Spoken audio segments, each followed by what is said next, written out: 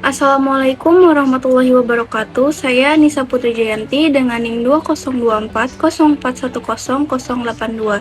Di sini saya akan menjelaskan beberapa faktor kegagalan JDID dalam menghadapi persaingan dan langkah apa saja yang sebaiknya ditempuh untuk bangkit dari keterpurukan. Berikut poin-poin yang saya akan jelaskan di slide berikutnya. Baik, di sini saya akan menjelaskan terlebih dahulu mengenai faktor kegagalan JD.ID atau yang biasa disebut JDID. Yang pertama ada keputusan strategis dari JD.com.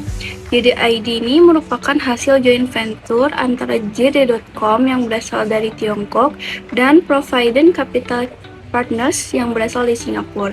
Penutupan JDID merupakan bagian dari strategis global JD.com untuk mengurangi kerugian di Asia Tenggara dan memfokuskan bisnisnya pada pembangunan jaringan rantai pasok lintas negara, khususnya logistik dan pergudangan. Kemudian yang kedua ada persaingan ketat di pasar e-commerce Indonesia. JDID menghadapi persaingan yang sangat ketat dari pemain besar seperti Shopee, Tokopedia, dan Lazada.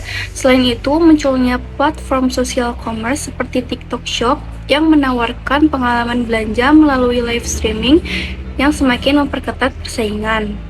Kemudian yang ketiga, kurangnya inovasi dan adaptasi lokal.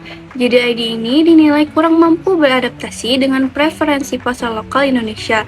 Model bisnisnya yang terlalu fokus pada penjualan produk original dengan harga tetap membuatnya kalah bersaing dengan platform lain yang menawarkan berbagai promosi dan diskon menarik.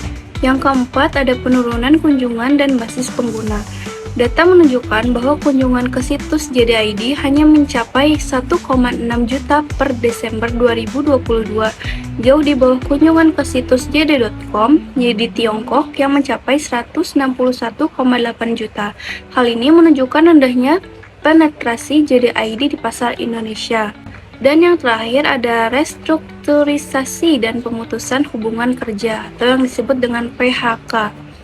JDID melakukan PHK terhadap sekitar 200 pegawai atau 30% dari total karyawan pada Januari 2023, setelah sebelumnya juga melakukan PHK pada awal 2022. Langkah ini merupakan bagian dari upaya perampingan untuk menyesuaikan dengan perubahan bisnis. Selanjutnya, saya akan menjelaskan langkah yang sebaiknya ditempuh untuk bangkit dari keterpurukan.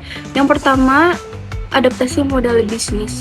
Mengadopsi model bisnis yang lebih fleksibel dan sesuai dengan preferensi pasar lokal, seperti mengintegrasikan fitur social commerce atau live streaming untuk meningkatkan interaksi dengan konsumen. Yang kedua, ada fokus pada diferensiasi produk dan layanan. Menawarkan produk dan layanan yang unik serta menyesuaikan dengan kebutuhan konsumen lokal dapat membantu membedakan diri dari kompetitor. Kemudian yang ketiga ada investasi dalam teknologi dan inovasi.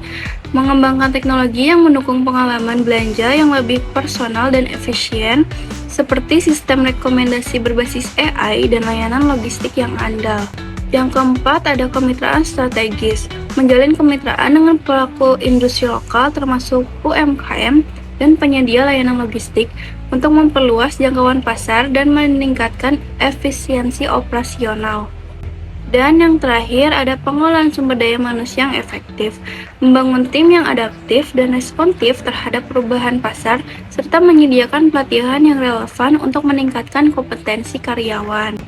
Kesimpulan dari kegagalan JDID ini adalah dengan memahaminya faktor-faktor kegagalan JDID dan menerapkan strategi yang tepat, perusahaan e-commerce dapat meningkatkan daya saingnya dan keberlanjutan bisnisnya di pasar yang dinamis seperti Indonesia ini. Sekian penjelasan saya mengenai studi kasus JDID. Kurang lebihnya mohon maaf. Wassalamualaikum warahmatullahi wabarakatuh.